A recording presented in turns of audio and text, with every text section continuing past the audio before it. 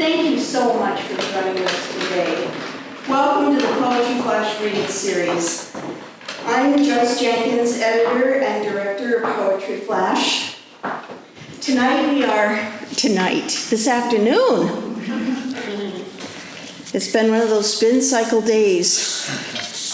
This afternoon, we are delighted to present Mia Ayumi Malhotra, author of Mothersalt, and Rachel Richardson, Smother, reading from their stellar new books. We have those books here for signing after the reading. The books are also available at bookshop.org/shop/poetryflash if you prefer to purchase online and not from Jeff Bezos. A small portion of your online purchase will benefit Poetry Flash. Videos of this event and all of our events are posted on the Poetry Flash YouTube channel. To join our email event list, see poetryflash.org or sign up here on our analog clipboard on the corner of that table. Remember to visit poetryflash.org for reviews and future events. I don't need to tell you that these are crazy times. It's been a challenge to keep this reading series and everything else we do going. We are deeply grateful for your support and for your presence here today. To visit our online donation page, go to poetryflash.org/give. And thanks to 2727 California Street for use of this lovely space. And thanks to Rosalinda Monroy, Robin Sierra, Jim LaCure, and Cedric, yay, for their help today. Now to introduce our poets. Here is Associate Editor Richard Silberg.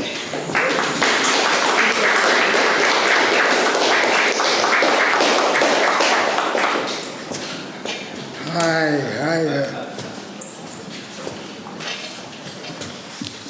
Our first reader will be Mia Ayumi Malhotra. This is her book, Mothersalt. This is her second full-length book.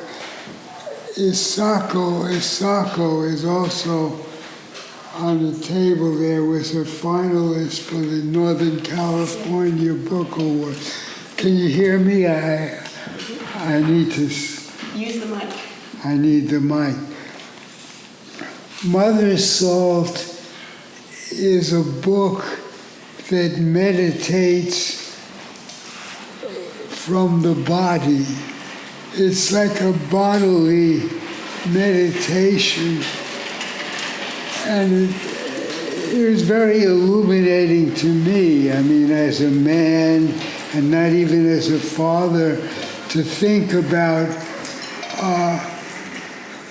birth. She says, labor is not something that happens once.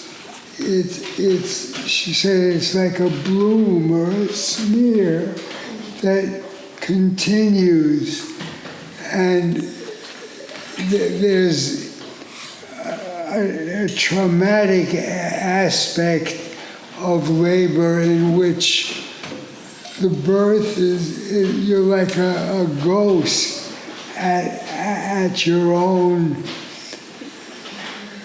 birthing because it's stolen from you by drugs.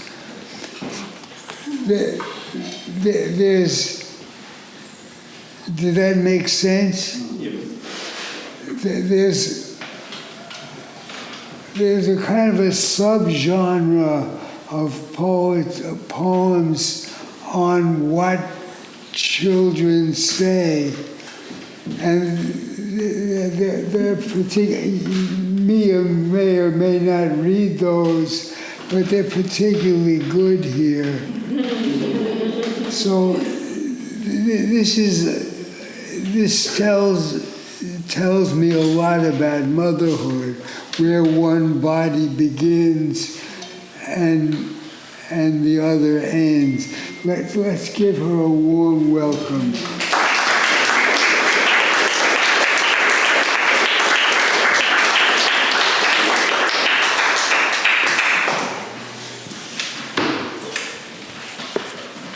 Thank you so much, Richard. It's a real gift to be so graciously introduced. Thank you for your reading. I'm going to start my timer here so I don't go on and on and on. You should use the mic. Okay, can you all hear me? Yes. Is this fine? Okay. I'm so happy to be here, especially reading with Rachel. We've talked about this for a very long time, ever since we discovered that our books were sort of anagrams of one another. It was a very exciting moment in my life as a poet. I've looked up to Rachel and her work and who she is in the local community for a long time. So this is a real privilege. Thanks, Mom.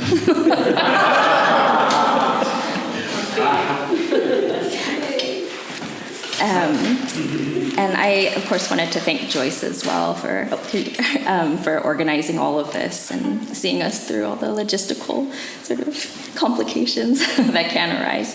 I think I might actually just dive right into the book. In some ways, the book is written as a sort of continuous unspooling of one poem into the next, much like the days of early motherhood sort of just spill one into the next. So I've tended just to sort of read them in that way with very little introduction or context because they build their own, I think. So this is Mothersalt, and I'll begin with the opening section. Mothersalt. Like an object from space, birth language is a sign of alien life. Mucus plug, meconium. Also the language of newborns with its twisted syntax of sleepless nights and bleary, milk-washed mornings. Rooting, latch, fore and hind milk. For now, this private lexicon of flutter kick, swim, what feels like a heart tumbling through the body. Increasingly, I lose my breath, caught in the close room of pregnancy. I imagined you were a rag doll, a belle, a beautiful boy. I braced myself for the impact of bone breaking through and woke longing for you, the certainty of your head bobbing against my breast. I am beautiful with you. I wear you emblazoned across my face, herald of the life to come. Sometimes a hand appears, heavy with gold, to beckon the way through. A garland of marigolds, eyes opened endlessly into this new day. How one face leads to the next. The red thread of your days stitched through mine. Our lives so lovingly sutured.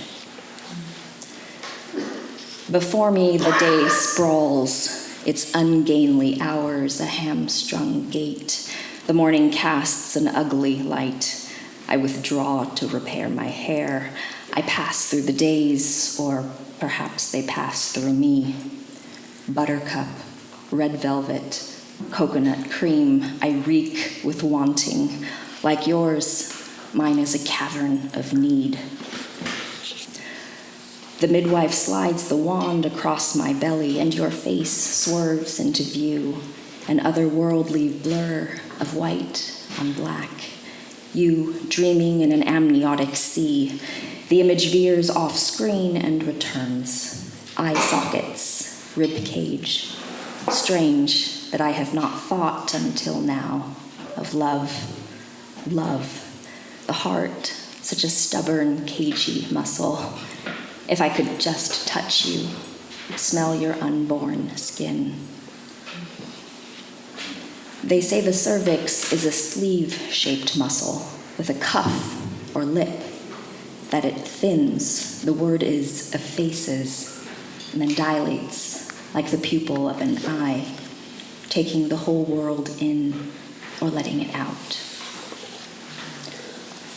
On form, This contains lines from the Pillow Book. I became a mother and I began to write like a Japanese woman, which is to say, I began to write like myself, from the imaginary whence my mother's mother and her mother before her came. Things that are distant though near, festivals celebrated near the palace, the zigzag path leading up to the temple of Kurama. When I became a mother, my lines began to grow less regular, less sculpted, and this itinerant prose did not adhere to shapeliness. Instead, it spilled from birth into death and questions of beauty, arranging itself as it wished, an artful yet imperfect text. And so I began to build strange, unkempt houses for my words to live in, interior spaces without doors, only half-imagined windows, which opened to rooms where a person could wander, lost for days. It's no surprise this didn't happen earlier in school, for instance, when a professor handed me a book of haiku. Deeply irritating things. A man who discusses all sorts of subjects at random, as though he knew everything. Tell me about the form mothering takes on the page, why it accumulates so. Fragments, notes, a slow, painstaking assemblage. And I found myself heavy with the days, and my belly bulged with them, and the days accreted like lines. Things that give a clean feeling. An earthen cup, a new metal bowl, the play of the light on water as one pours it into a vessel. On gestation and becoming. The radiance for a time gathered around my body like the smooth green skin of a pear, lightly pitted with brown. And the fear held in equal measure. One does everything in her power to keep the baby, to save it, and yet the fetus's skin, so thin at this stage, may not be touched, lest it pull from the body a shroud unraveled. Strange how what is closest most eludes us. How I feel when I see an ungainly tree laden with pears, some large enough to hold but not ready to be plucked or eaten. Each unripe fruit joined to branch by a tiny umbilicus. And if one of those pears were pulled from the tree, its future, a spent, snubbed thing, left on the counter, it would eventually shrivel, harden. Milky eyes, larynx yet unused, the heart, her body's stubborn engine, the promise of delicate organs jostling one another in the fight to become, the tongue working in the pit of the face. Dear body, we all pass through death to come into life, though some of us merely pass. She lost a baby before me, also a sister. Imagine. Hearing this story is like breathing air that has not been breathed for 40 years. Afterward, I go home. I light so many candles. When I was born, she counted my fingers and toes and then wept to see me alive. She looked down at me, cradled in her arms, and I was beautiful. It's the light she remembers, she says, the slow, wonder-filled hours. After giving birth, I woke every night soaked in milk, the front of my nightgown, the sheets, damp stains on cotton, a shape that spreads. The shape of her story, which I lived in but had no words for, though I wore it like a second skin. We who begin in this way, surely we can taste it, the tang of melancholy seeping through amniotic fluid. Her body bent over the sewing machine, and me stirring inside, stitched from bone, from the pound and yammer of machinery, the needle's noisy whir, ravenous, eating down the miles of grief. Difficult beauty, they say, takes time. What happens next is never ours to say. Dear body, what if inside this story is another story, just as inside every mother is a daughter, and a daughter inside her, and still another, nested forms reaching through time, a hole in the ground, and a tree in the hole, and a bird in the tree, and an egg in the bird, and a hole, and a hole. Like her, I remember the daily walks, loose, blowsy sunshine, the sky's deep purple, the small, bright world she made for me. The rooms I moved through, hushed and familiar at bedtime. Together they became a kind of knowing that this was a place in the world, and that within their embrace existed a space for me. The world as holding where each night I lay and looked into the dark, every moment a luminous ritual, the hour of brushing teeth, the hour of pajamas, the hour of bedtime stories, and hour of darkness. And then time's sudden terrible magic, a swallowing, or maybe a collapse. The days poured out in a continuous stream, disappearing as though through a sieve, that tiny, precious world growing more and more distant, receding to a place I could no longer feel except as an ache, smaller and smaller, until it became a speck, and then nothing at all, a life unmade. And the green grass grew all around, and the green grass grew all around. On mothering. There are quotations here from Miranda Field and Barbara Einzig. Tell me again about mothering, about the form it takes. Interruptions, fractured sleep, the weird circularity of the days, accreting toward some hazy, impenetrable distance. After I left the birthbed, I began to want a poetry in which motherhood was not so much the subject matter, but its growing medium, the infrastructural condition of the poet's feeling and speaking mind. The self, no longer a contained or containable thing, became multiplicitous and overspill. Along with that, a darkening of the armpits, the knee and elbow flexes, deepened sweat glands around the nipples, the appearance of a dark line reaching from navel to groin. Some days I feel monstrous, chimeric, as though I am that impossible beast, that mother who also writes. The writer-mother senses a particularly urgent need to define herself, even with whole portions of her physical and psychic life designated to another's development. At times, it steals from itself to feed itself. When I published my first book, a beloved teacher gave me an air plant, elegant, spider-like. Like you, dear, she said, that impossible thing. For a mother to be wholly a mother while being a writer and not an angel would create a new literature. Mothersalt.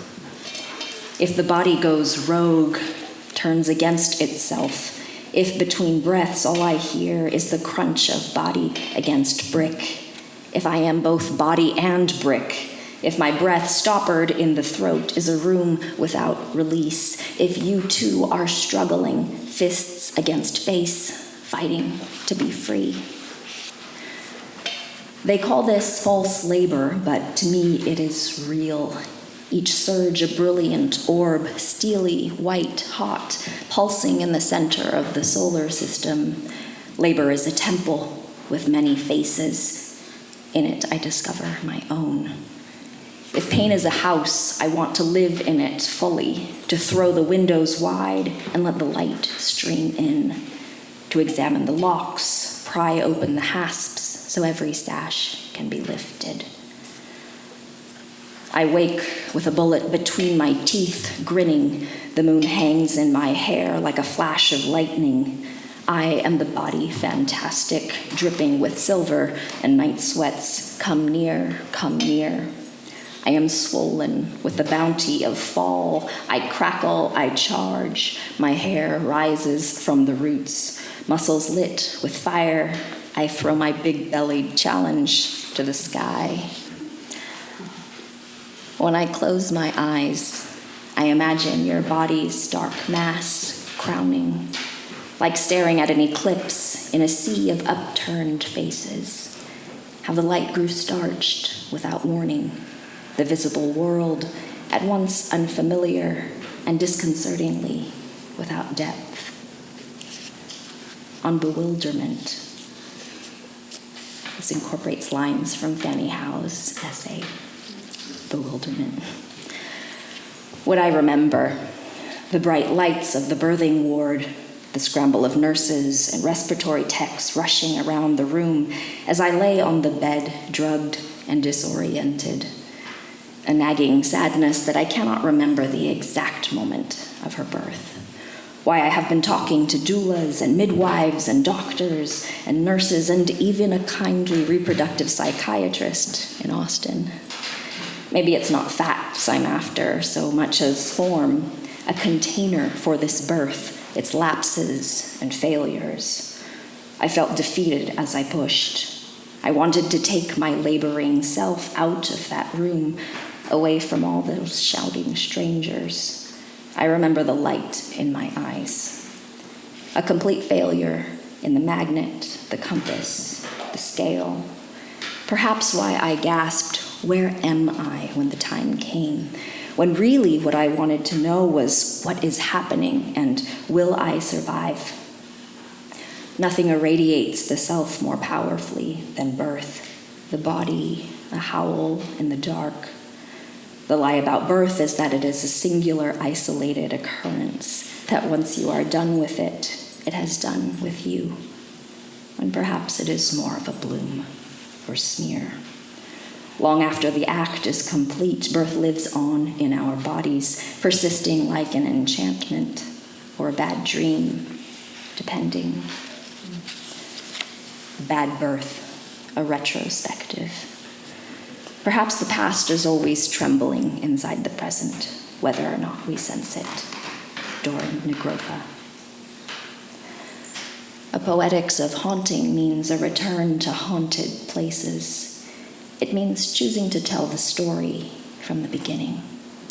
Women drugged without consent, strapped to the operating table or tied onto labor cots to keep themselves from clawing themselves.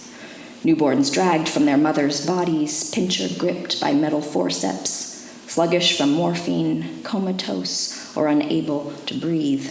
When I talk about birth in America, I am not talking about infants in starched linen cooing in the delivery ward. History, that trauma which will not forget us. How many mothers, after giving birth, feel like a ghost in their own story. Trapped in its own ongoingness, birth becomes a fugue, a story that resists its own ending. Not long ago, laboring women were shaved, given enemas, sedated with morphine, restrained with leather cuffs. Twilight sleep, widely used in American hospital birth beginning in the early 1900s, caused delirium, hallucinations, and psychosis. It also induced memory loss. How many of our mothers gave birth in this way, eyes wrapped in gauze, wrists rubbed raw from a struggle they would not remember? In some ways, childbirth has the hallmarks of a good story, exposition, rising action, climax, resolution, but just because a baby has been delivered doesn't mean the story is resolved. You can build a good story around a bad one, but the ugliness persists, spreading underground, out of sight. Maybe this bad story wants us to tell it over again, trying to get it right. Dear body, at my second birth, I arrive in active labor, contractions barreling down my body. I refuse the stairs, I refuse the wheelchair, because the thing about stories is that they go on. In this way, writing and birth are both iterative processes. We begin, and then we begin again. I am livid with birth, stumble stepping down the hallway, labor and delivery staff crowding me with clipboards and monitors. Ready for the epidural, a nurse keeps asking, and I refuse once, twice, 3 times. Also, I refuse the bed, the gown, the towels. I sink to my knees, racked by contractions so strong it's a kind of dismemberment. I no longer know myself, but I know this pain. Or maybe it knows me. The steely force of her body against mine, each surge throwing itself headlong down the throat of the one that follows. I lurch to the bathroom, and the bag of waters ruptures across the floor. It's her, the doula cries, and they rush me to the bed, help me kneel on all fours, and then the pushing, the constriction, and, oh, the inside-out burst of her body, emerging from mine, the slippery, muscular force of a life spilling into the next. And the after pains and the cramped, shuddery bladder, the heat of a world collapsing. Mothersalt, baby and mother delivered intact. Everything female in me has broken. I've come unmoored from the hours, crawl into pockets of time where there are none. The weeks disappear like a dropped stitch. The sun lifts its skirts and runs off with the days. I'm shot through with clotted milk. There's a demon in the ointment, electric orange. Each night a broken bone crookedly splinted into sleep. I scrabble after the hours caught in the cogs of time's machinations. I watch as you surface from sleep's sticky layers, my breast swollen, tingling with milk, the miracle of multiplication. The more I give, the more I have. From fullness to fullness, from nothing, everything. At last, we have reached the end, which is not an end, but an interval. Around us, labor takes on different dimensions. Pain builds a new roof. You breathe through the hours, little whispers in and out of just birthed lungs. The crown of your head rung with light. Even now, your body, formed in another realm, bears the shape of the invisible world. My body, though no longer gestating, feels fuller than ever. And then there's a bit of a shift in the book to the final section, which is a lot more about what it means to actively mother 2 incredible people. I'm really glad they could be here today. This poem is called Sheltering, and it incorporates lines from The Wild Iris by Louise Glick. Ready or not, here we are. We've been lost and found, gone underground. We've been stuck in the mud, pounded flowers to pulp. We've traced ourselves in chalk, watched our bodies turn to brilliant dust. Something comes into the world calling disorder, disorder. Ordered home, we're baking. You peer into the oven. I don't know how much longer, I say. Lost, too, in this interminable landscape. Around us, the death toll rises. The pandemonium, you call it. Enculturation, they say, bringing a child into language from raw and unformed to browned. Somewhere in the desert, my great-grandfather lifts a stone from a dry creek bed. Sui, meaning water. Suiseki, as in viewing stones. He touches the rough, chiseled edges, gently sets it on end. For days he contemplates its dimensions. A desolate island, perhaps, blueprint of some past or future grief. How many times have we made life from dust? Unearthed, we've found the white of bones, sound of singing. At the end of my suffering, there was a door. One day we will re-enter the house of the living. You chant rhymes, write your name for the first time. It's spring again. With your sister, you pick wild irises with gold veins, bellflowers with red and yellow striations. Your bodies, so beloved, I sometimes mistake one for the other. Climb into bed with me. I was once afraid. I still am, but every night the sun sets, and in the gloaming a star, or is it light from a plane, blinks on. Spring. I took the baby to the Japanese garden, and she stood under the cherry blossoms. Flowers at their fullest, beauty undercut by the tinge of their passing, perfectly manicured, but in a delicate, rangy way. The trees held their breath, waiting. Today I understood why, for the first time, why people go to see the cherry blossoms, why there are whole festivals dedicated to their viewing, why my grandmother wanted her bed turned to face the tree in her garden in full bloom the day she died. We stop to watch a trail of ants. Their bodies gleam blackly against rock. They are so tentative, so industrious. We watch them touch their antenna to one another and carry on. The minor and the hidden, the ephemeral.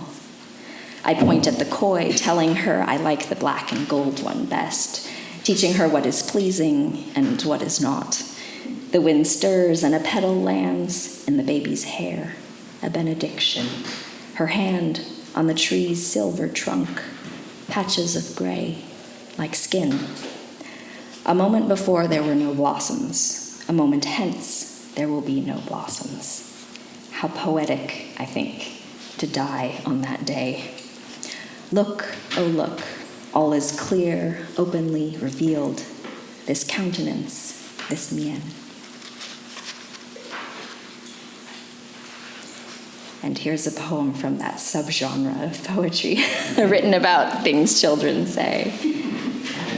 So credit for these, of course, goes to my children.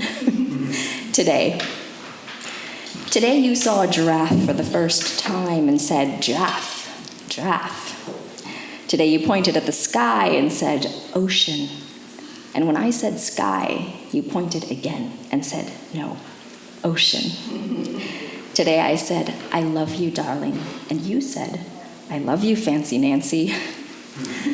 Today you put your hands on my cheeks and turned my face toward you.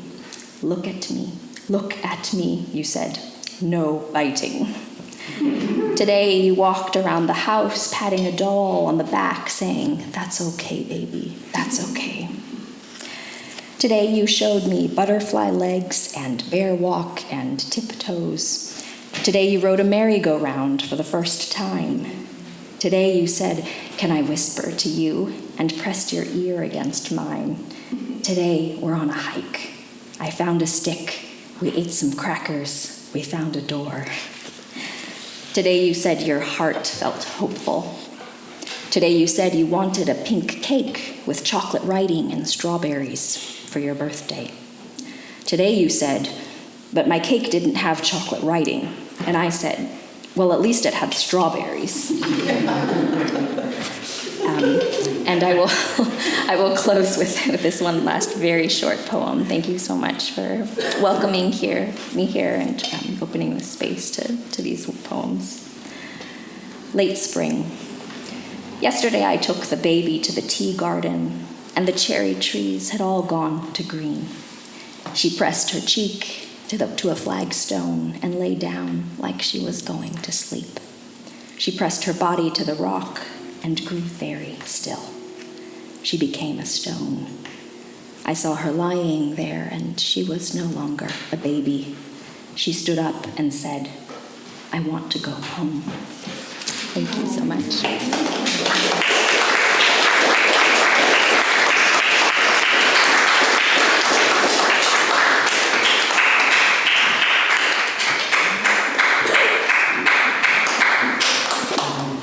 Mia Ayumi Malhotra.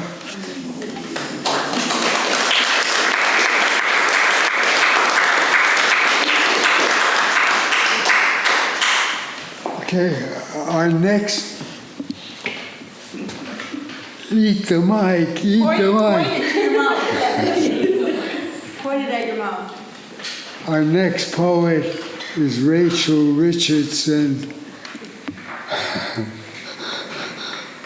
It's really hard to eat a mic and live. Here we go.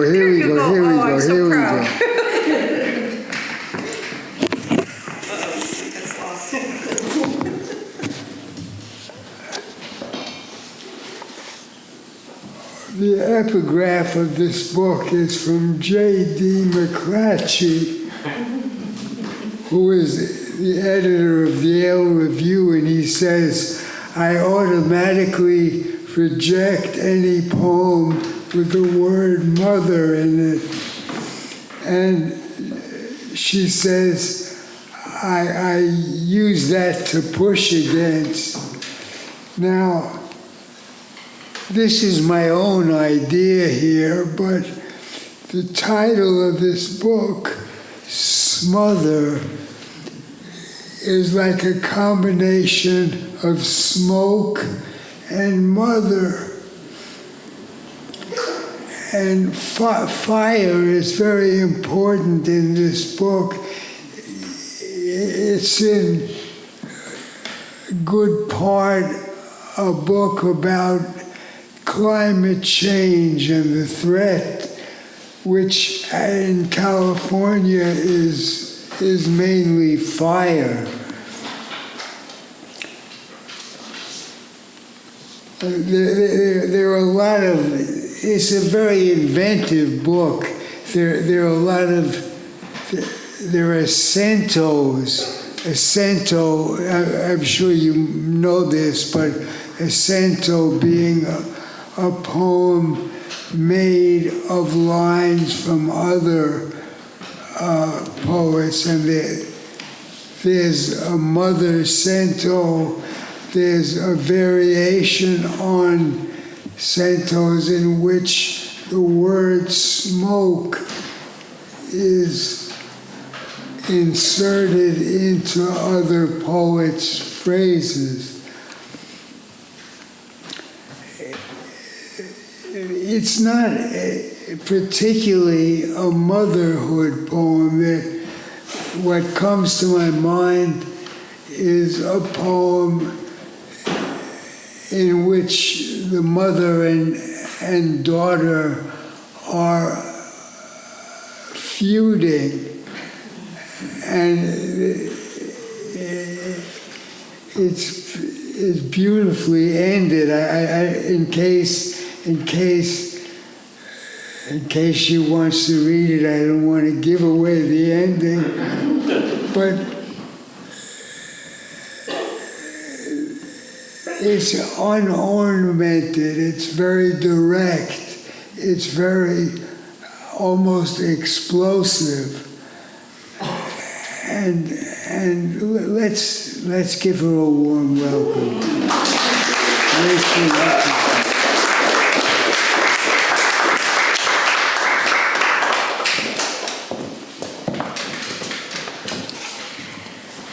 Thank you, Richard. Thanks, everybody, for being here. Thank you, Mia, for being my partner in this and my mirror image book. I'm trying to mirror you right now, being Mia's book cover. I've changed all my ideas of what I'm going to read based on what you all just talked about. So let's see where we go. Thank you so much, Joyce, also for having us, and Poetry Flash for sponsoring this and so many great events and being the kind of backbone of our poetry community in Berkeley and in the greater Bay Area. So yeah, Mia and I had wanted to read together for a long time because of the way our books kind of, even the titles mirror each other, sort of. Hers is Mothersalt, and I keep thinking mine is like alt mothers, alternative.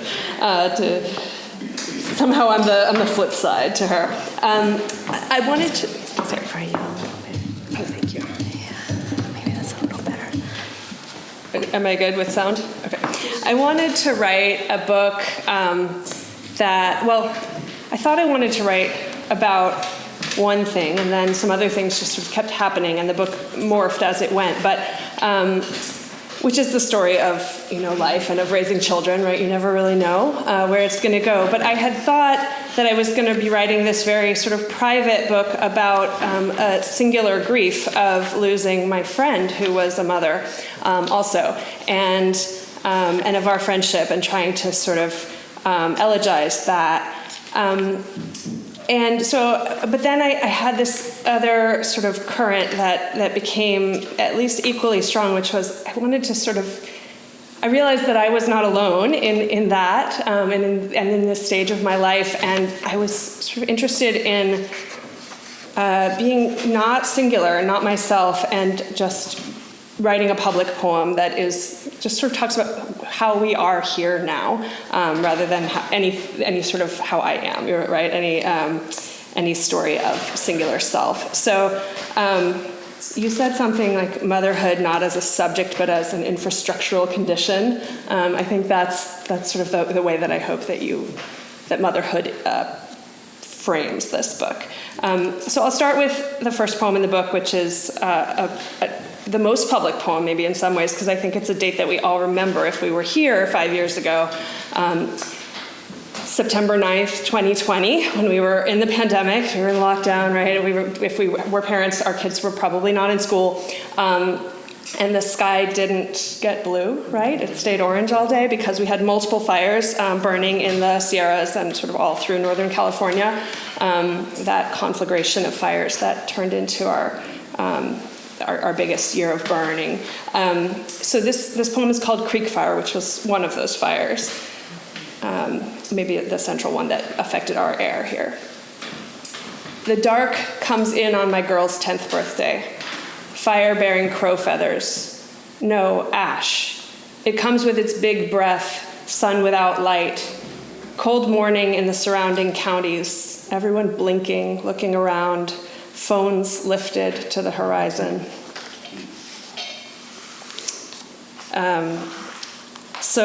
The epigraph to this book is basically don't write about moms, don't write about mothers, don't use that word. That just automatically means, it's going to mark your poem as sentimental or something. So I sought out all of the other mother poems out there just to see, how did everyone else write about it? And I put together this poem, this cento of other people's lines about mothers. Mother cento. My mother is a moon out to sea.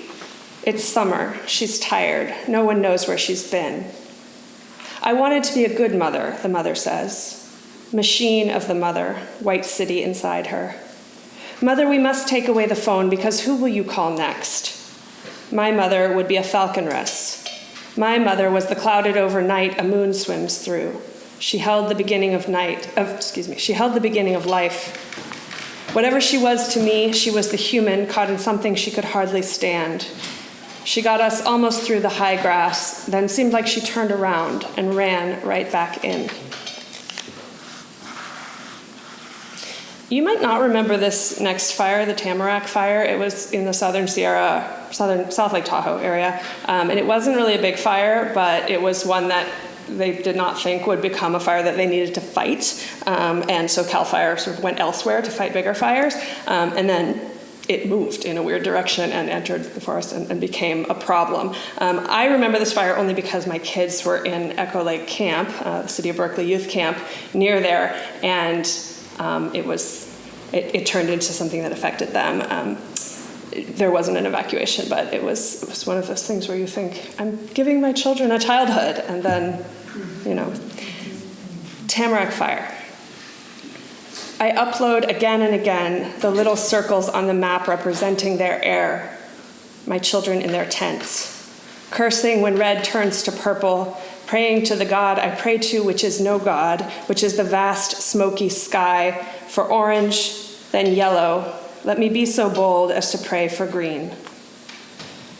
Children in their tents are not a metaphor. The fire burning 30 miles away is not a metaphor. What will reach them and what will not reach them is not the question. I am 150 miles away, 3 hours, 18 minutes drive time in current traffic. I sit, then stand, then sit. They're probably in the rec hall now, playing board games so as not to tax their lungs. The fire was not considered a danger when it ignited on a rocky hilltop, and so it was left to burn. Wind, heat, the big empty sky drew a path into the forest.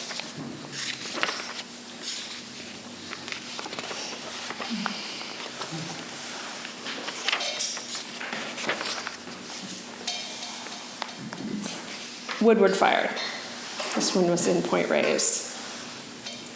In some places, the fire passed lightly, searing only the west side of the trees, crawling through grasses. What you know, you may not know. The field was spared, and we rejoiced. Thus endeth the first lesson.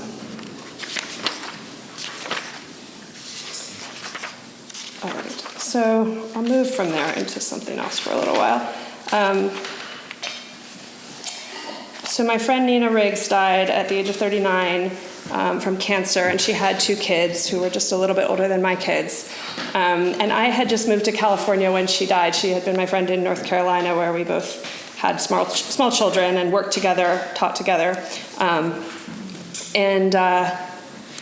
So I felt this great distance when she died that was both physical, because I had left. I was 2,000 miles away from where everyone was mourning her, and also, spiritual and psychic, right? This was the first poem that I wrote after her death. It took me quite a while to find language after that. So this is the first poem chronologically that I wrote for this book, I guess. Questions. If there's one true thing, it's that Google will make money off us, no matter what. If we want to know what percentage of America is white, as it seems we do, what percentage of the population is gay, as it seems we do, what percentage of the earth is water, the engine is ready for our desire. The urgent snow is everywhere is a line by Edna St. Vincent Millay, and many have asked, apparently, where am I right now? Also, when will I die? Do you love me? May be up there, generating high cost per click, but not as high as how to make pancakes. What time is it in California? So many things I wanted to ask you now that you're gone, and your texts bounce back to me undeliverable. Praise to the goddess of the internet search who returns with her basket of grain 67,000 helpful suggestions to everything we request. How to solve a Rubik's Cube, what to do when you're bored, how old is the earth, how to clear cache, what animal am I, why do we dream, where are you now, come back.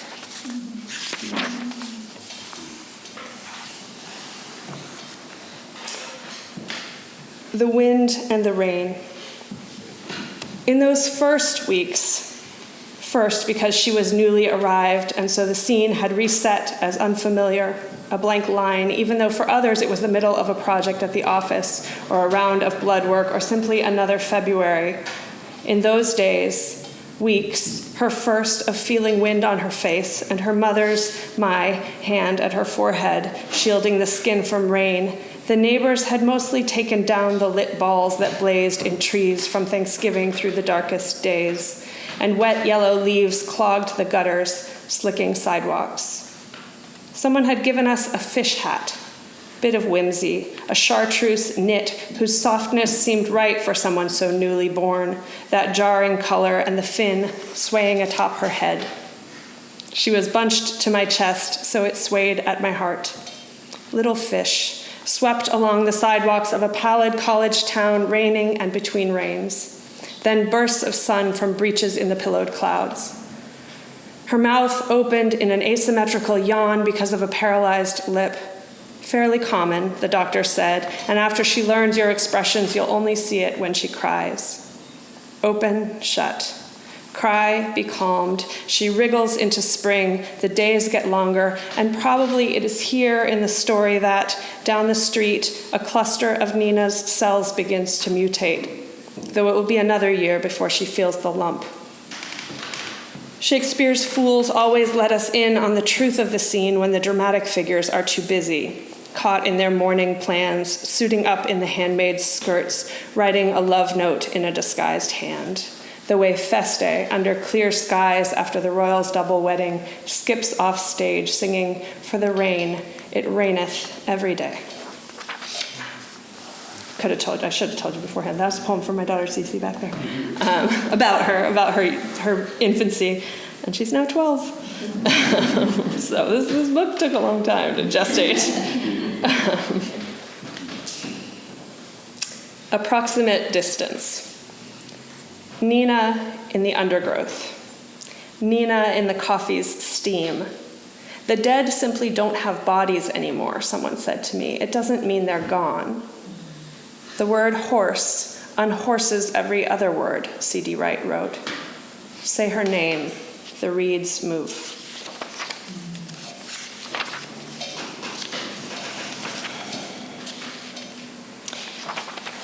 Well, Richard, I wasn't going to read this one, but since you talked about it, I think I have to.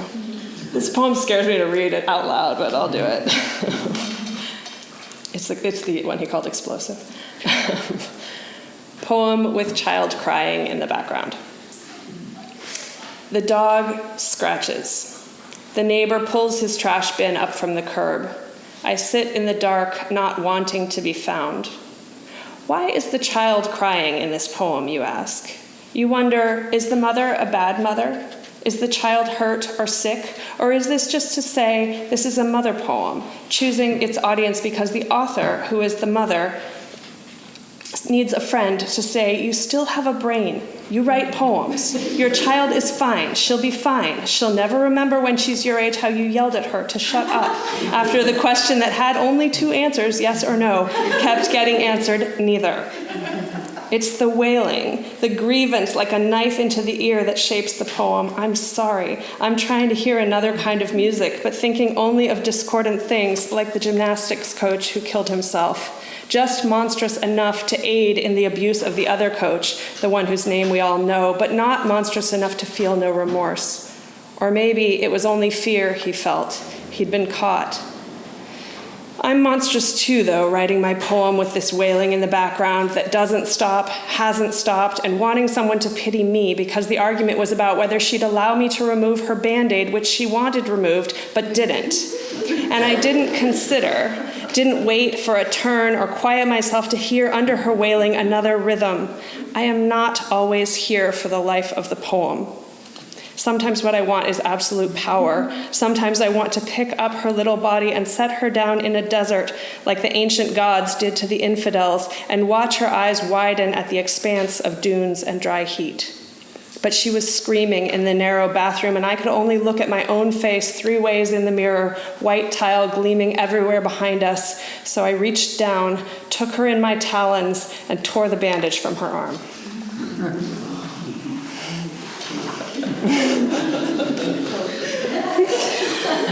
Okay. Undeliverable. There's a lot of texting I was trying to do with other moms during early throughout motherhood to sort of say are we okay? Are we all going to be okay? But I also would text my friend Nina after she died, and they didn't bounce back for a while, and so I just sort of kept sending her notes as if we could still talk that way. Undeliverable. Montaigne said, I know you know this, no art can achieve likeness. And even though it seems he changed his mind many times a day and had no problem contradicting his own claims, I think we believe this one. Right, Nina? It's true. Nothing I'm making revives you.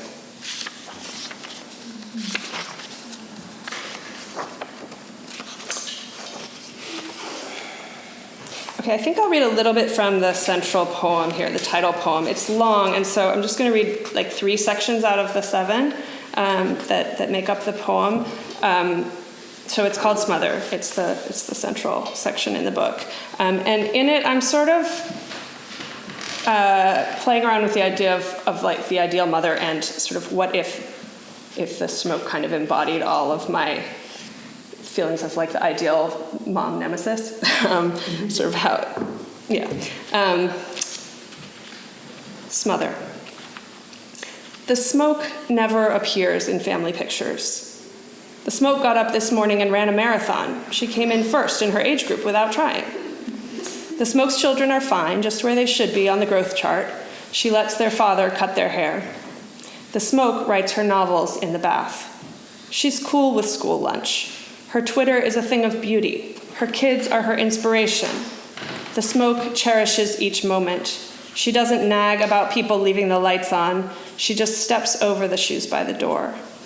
The smoke is a statue. She's the life of the party. The smoke gets it all done and is happily exhausted in the evening. She can laugh at that joke. Exhausted. The smoke didn't have to leave home to write about it.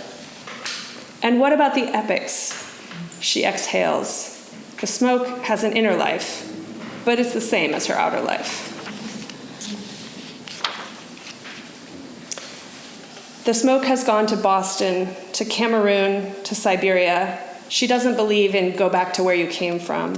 She has no use for isn't that a bit ambitious. The smoke knows she changes everything. Yellows the light on the lake, smears out the trees. The smoke has heard it all before. When given the option, she'll take the stairs. She gets 10,000 steps before most people are awake. She's never been tired a day in her life. The smoke was bored with the adjunct track, so she went and got an MBA. Who gets to transform is a material concern, but it's also a question of attitude. When people say she has boss energy, they're talking about the smoke. The smoke is a wrestler, a runner, a woman with a basket of fruit. No, the smoke is something else now. There's no keeping up with her. She knows seeing ain't believing. The lake and the mountain are only the idea of a lake and a mountain. Her motto is, life is what you make it. She doesn't worry about her skin or her weight or what she said to the hiring committee. The smoke does not dwell. She certainly doesn't check her email 30 times a day. The smoke believes in her aspirational applications. Biomass into biochar. Biochar to feed the soil. Waste plastics into usable oil. The smoke is all about growth mindset. She always has more of herself to give. Her favorite game is close your eyes and count to 10. The smoke has had enough of your bullshit. The smoke doesn't mutter, doesn't get into one-upping her own kid.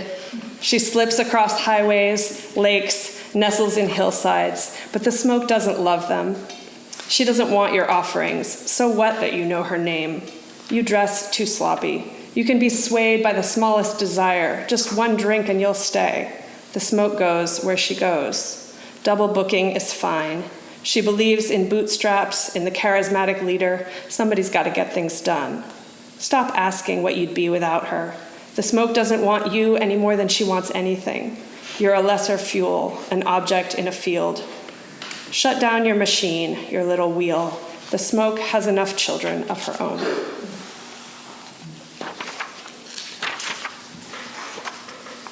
All right, I'm going to read this poem called Telephone, which is also sort of for Cece, my kid in the back, who is tolerating this very nicely. But it's really fun to do language with kids, right? Like to sort of see them learn it and figure it out and figure out communication. And so this poem is about our communicative devices, I guess. The telephone, the one that we all grew up with, we the audience here of like the over 25 crowd, and that one that was like on a cord, and then also the game telephone, right, where you whisper to your neighbor and they sort of pass it around. Telephone.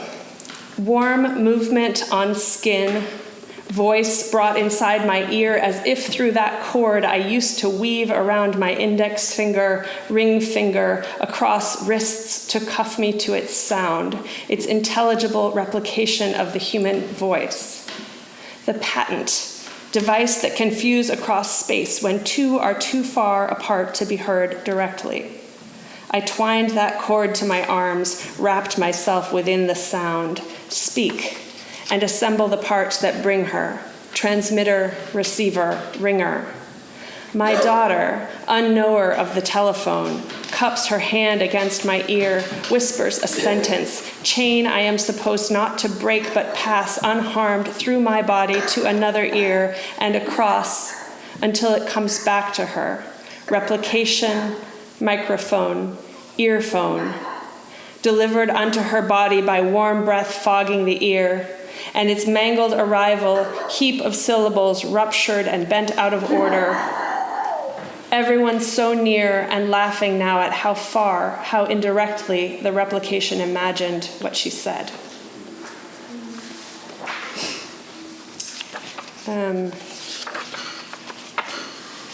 All right. I'll read another cento.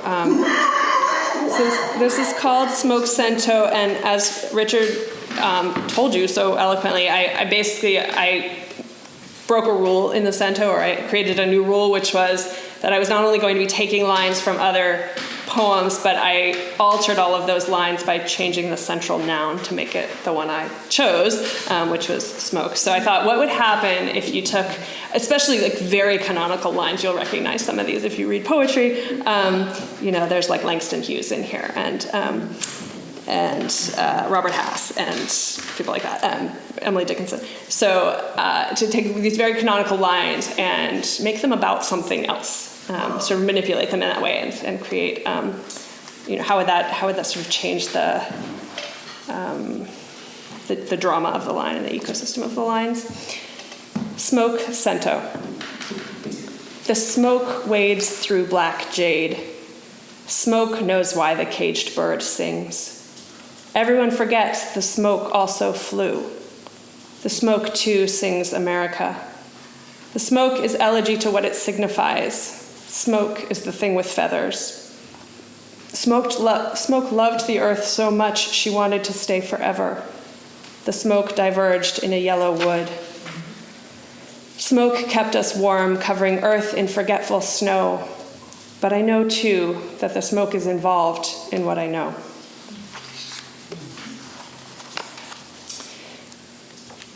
In the last part of this book, I started writing poems, sort of love poems, to my living women friends, in part because it really felt like they were saving me through the pandemic especially, but just in sharing the experience that can be really isolating of motherhood, and that is so shared and universal in so many ways.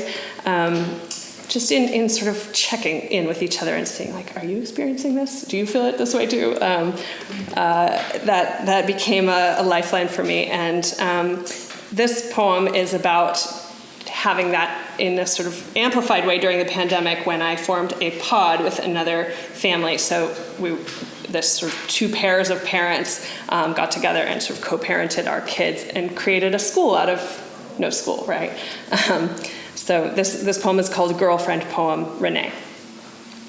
And the unsung heroes of this poem is really about me and my friend Renee, but the unsung heroes here that are equal parts of the great parenting and teaching that happened during this year are David and Renee's partner, Chris. But this is a love poem for the women. Girlfriend Poem, Renee. When we had no school, we made a school. Maps and Senate contests pasted on my wall, and the timeline of American history the way we wanted it told on yours. The kids walked between our houses, and you made bean soup, and I made yogurt, and we delivered them by child courier, your day or my day to be teacher. And you yelled at the kids, and I yelled at the kids, and we apologized. And I forget which one of us thought up a whole new currency to teach them economics, and whose day was the day the sky stayed orange and we broke into the school playground because breathing smoke on the monkey bars was worth it. And we read about Ma Ingalls on the prairie in 7 months of winter, and little Kamala Harris integrating our kids' own school, and we tried to remember our luck in the world, as you made sourdough, or I did, and I made leaf etchings, or you did, and we packed the kids into the van to the beach to get off grid when the election came. We camped among the shorn native grasses mowed flat to prevent wildfire by the cold ocean, and we didn't know how the votes were being tallied and who would run the country and sign bills into law and how those laws would treat our children's small bodies and our own. Then all our flashlights died and the dark came down fast, but the kids stayed in the ocean until last light, their clothes plastered onto their skin in salt water and sand until they delivered themselves to us, expecting us to peel them free and find them something dry, our own clothes, off our bodies. and build a fire and bring them to it, and then lie on top of the picnic table in our sleeping bags and identify the stars. And you did, or I did, or we named enough possible constellations with confidence that the kids believed we knew. And our nylon tents were our den, and our children tumbled and bit, and we wanted school back and these creatures out of the house. And you know all these things as well as I do, but we're forgetting already, and that's why I'm saying this. I'm writing it down because if you and I know anything, we know it goes. And I will end with this poem called After Fire, and this is an event that happened at Berkeley Tuolumne Camp, and some of you may know that place and may have gone there. It's just outside of Yosemite. It's a beloved family camp for the city of Berkeley, and so a lot of families have gone there for many generations. And my family doesn't have many generations of history there, but we have gone there with our kids. So we were part of a tree planting that happened there when they were getting ready to reopen the camp after it had been closed 8 years because the entire thing burned down, 98 structures, in the Rim Fire of 2013. So it's reopened now. We're going in like 4 days, so I will read this for that. And in celebration of that, I recommend everybody with kids go to Tuolumne Camp. It's great. After Fire. The kids cradled baby trees in their arms, plastic conical pots with the starts of incense cedars and ponderosas sprouting upward, tiny shivers of needles spurting from thin beginnings of branch. And we trudged up the hillside with paper packets of nutrients, tree tea, stuffed into our jeans pockets to toss into the planting holes. The rains were coming. Everything felt lucky. We shuddered in the cold, clear air like saplings, our fingers numbing in flimsy garden gloves. The camp's engineer shouted instructions to our assembled group, spaced them 6 feet apart all over the hill. To feed the roots, scavenge for biochar left from the burn. Mulch them in a blanket of leaves to protect from the early snows. The kids carried trowels. We parents dug and pierced orange flags into the dirt at the planting sites to mark our labor, the starts of new sprouts, this imagined shade for our children's children. We stood over them, mothers over young, gods for our brief moment, remembering the engineer had said, it's reasonable to hope that a few might make it. Thanks.